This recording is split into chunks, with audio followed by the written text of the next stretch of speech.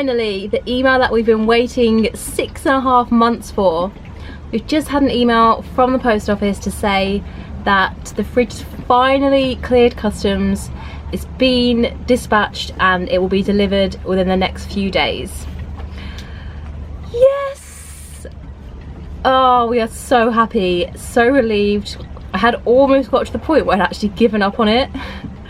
But no, we're gonna get it a few days time. Unfortunately today's Friday, so unless maybe it's gonna get delivered tomorrow, maybe, but probably not. So it's probably gonna be more like Monday or Tuesday, but still, it's on its way finally. Yes, yes, yes, yes, yes, yes. So happy about a fridge. But wow, this has been a long, drawn out process. So in this video, we are going to show you what we've been doing over the past week and a half now, really, to get ready for sailing back to the UK. Because as soon as we've got the fridge and it's on the boat, we've got it, then once there's a good weather window, that's it. We're heading to Madiera. We're out of here. So the first thing that we've done in order to get ready to leave is we've sailed up to Marina Santa Cruz. We need to be, well, don't need to be, but it's better to be up the north of the island to leave for either Lanzarote to go kind of across ways to Madeira, or straight up from the north of Tenerife.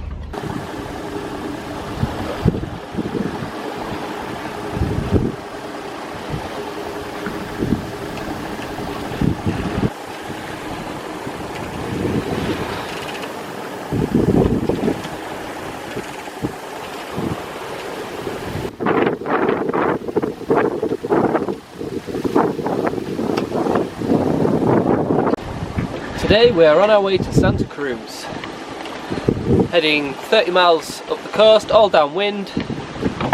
Currently running just the mainsail with one reef in it, and we've been doing 4.5–5 knots so far, which is pretty good. Easy sailing, straight downwind. Yeah, happy days. Securité, securité, securité. Llamada general, llamada general, llamada general.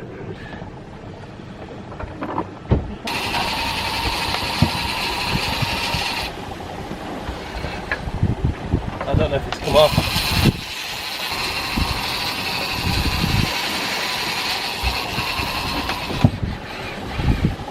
I don't think it's there anymore. I think it's gone.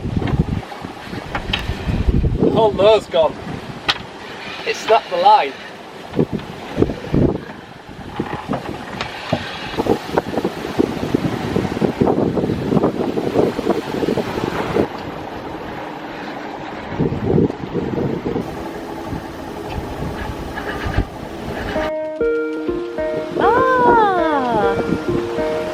Now's when we need the autopilot.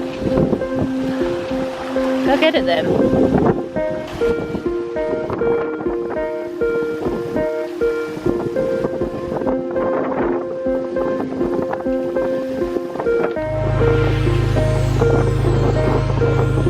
Can you see the dolphins? You're not looking at them. You're not looking at the dolphins.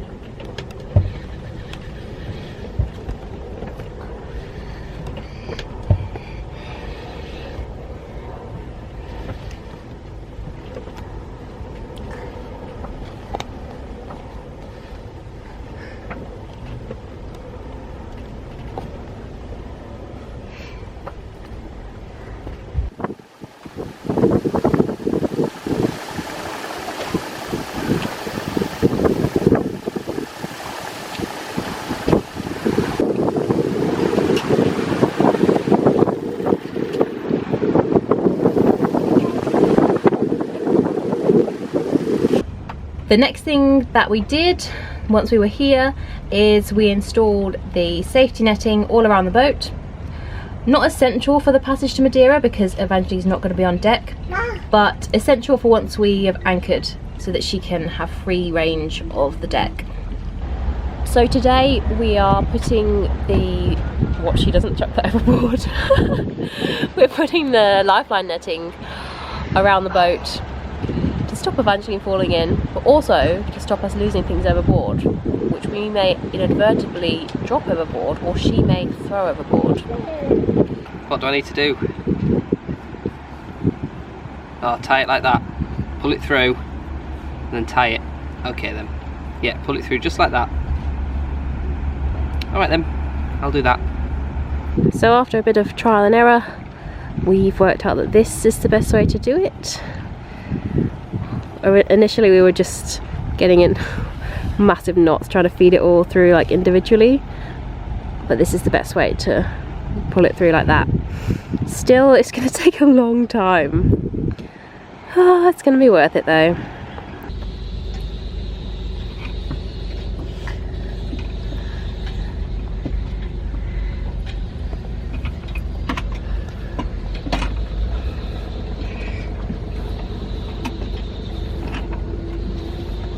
Got your sunglasses.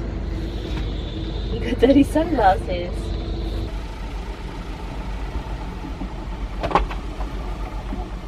Come on, fridge. Get us out of this marina, get us to either Lanzarote or straight to Madiera. We want to go, don't we? Tell them. Tell the people at customs. We want our fridge. You want to eat yogurt and cheese and things like that, don't you? Yes. Liam went up the rig and did a rig check.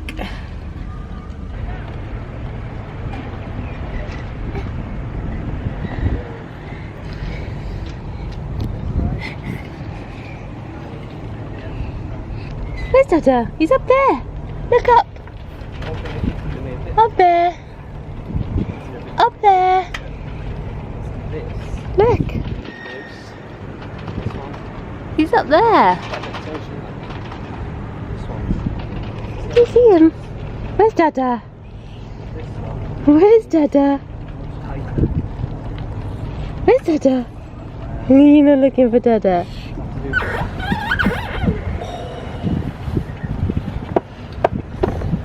I might have to invest in an actual climbing harness rather than a chair.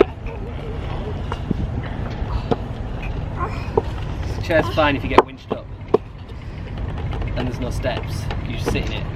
When you've got to climb, and I don't think it's very, it's not the safest in the world.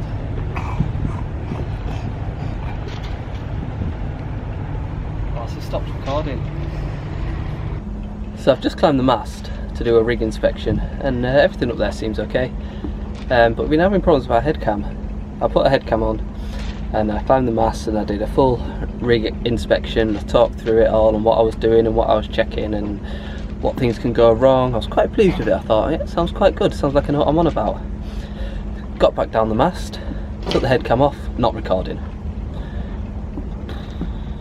So I'll just sort of talk you through what I saw. Everything seems okay. I'm not particularly worried about anything. There's a few spots that I think I need to keep an eye on. Where the shrouds go into the mast, there's like a plate that's been riveted on. I guess it just gives it a bit of extra support. And just around the outside of them all, there's a few little specks of corrosion that I'm not too concerned about. I don't think the mast is immediately going to come down. I don't think anything's going to snap off or anything like that. But it's just something I'll keep an eye on. So I've checked it now. This is all in preparation for us crossing to Madiera. I'll check it again once we're in Madiera, see if it's got any worse, and so on. I'll just keep an eye on it, and it might be something that once we get back to the UK that I get a professional in to have a good proper examination of it and see if anything needs to be repaired or replaced or what the procedure's going to be. We'll just have to wait and see.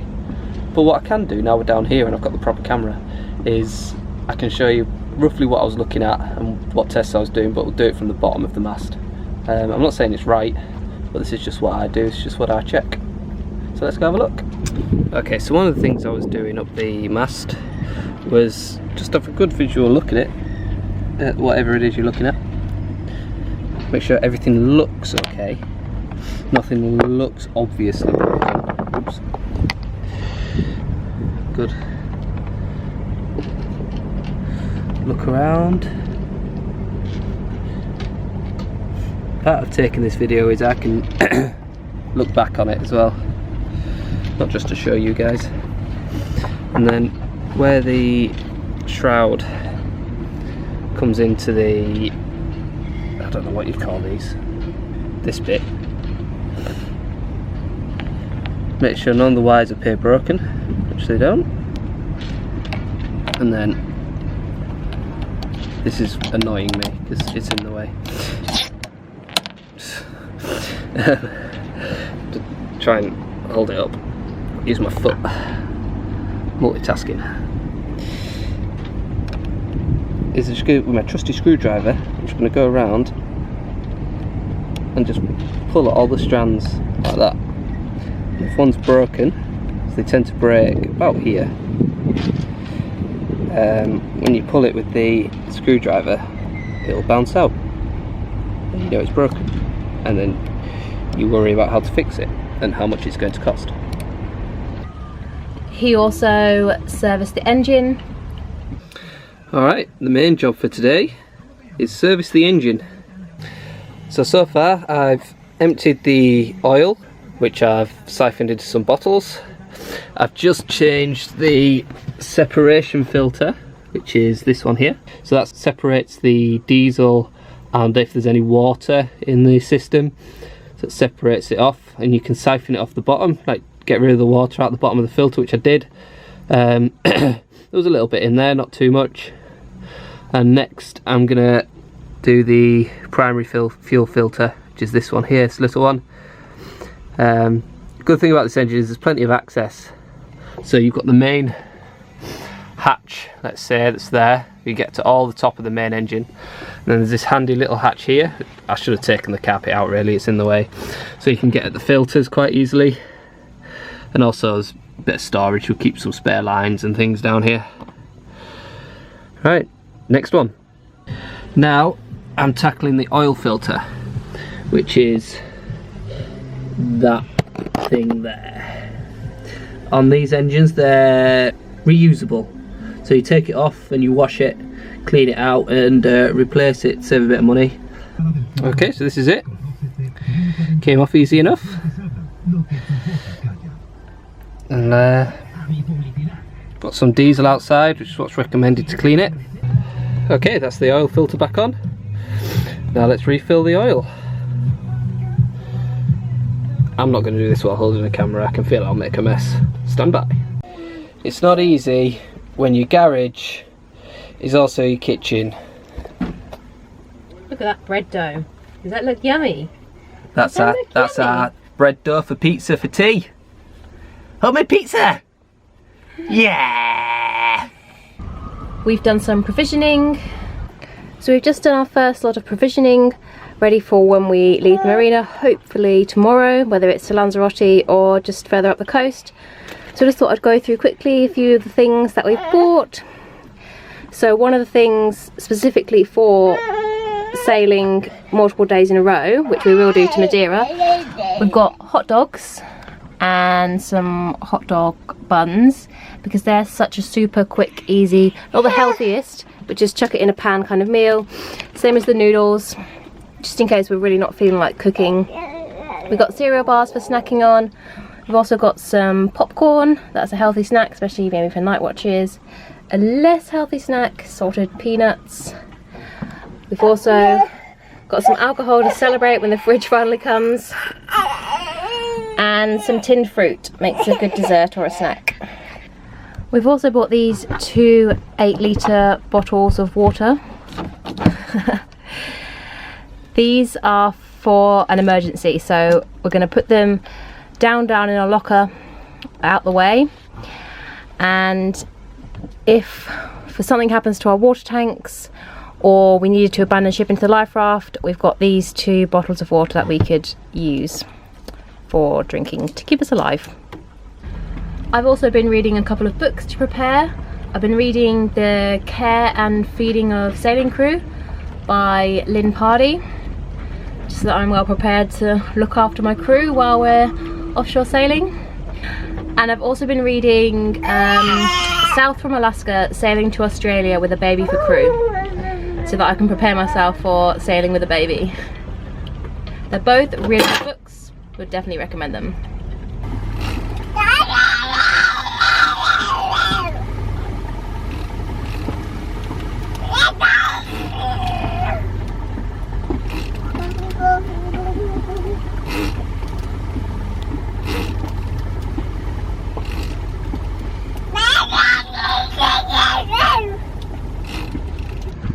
Well, apart from the fridge, which hopefully is going to arrive tomorrow, we are all set for going to Madiera. I should just maybe explain, explain how we actually managed to get the fridge. So in the last video I said that we needed to find a Spanish friend or relative that we could use their Spanish residency number, and we did. Liam's sister did a foreign exchange with a Spanish student when she was at school maybe 10 years ago, but she's still in contact with him. So Miguel, if you watch these videos and you see this, thank you so much. And then after a bit of back and forth to the post office about different forms and stuff, we finally, on Monday, today's Friday, got confirmation that everything was in place. They sent us the bill, which was 70 euros. It was 44 euros in customs fees and 26 euros in post office fees, because we paid the post office to sort all the paperwork out for us. And I think that was 26 euros well spent, because who knows, well, I don't think we'd have been able to do it without the post office. So yeah, that's how we got the fridge sorted. Well, we haven't got it yet. That's how we've hopefully got it all sorted, and it's going to arrive tomorrow, maybe Monday.